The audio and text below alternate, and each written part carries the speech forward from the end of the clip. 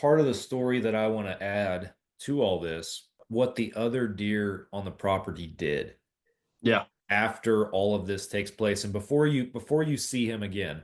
We knew that this was the dominant buck. We knew that this buck, wherever he was pushing other deer, other bucks out.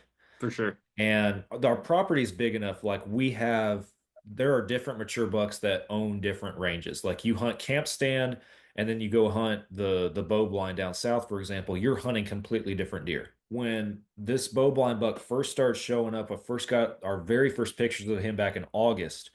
Before he showed up, there was a big 10 point down that south side. Yep. And as soon as this bow blind buck started showing up, it was obvious that he was pushing these other bucks around and he was the dominant buck. And that 10 point left. The camp stand buck, he would never push very far to the south. He stayed on the north end.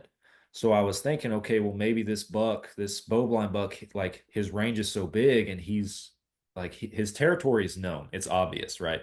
Yeah.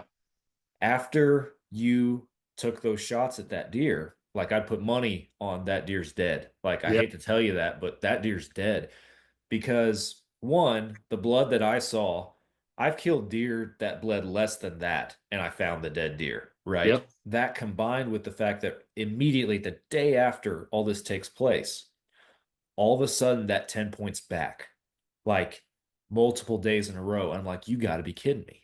Yeah. Just like that, like a switch flips, and all of a sudden that 10 points back on the south side.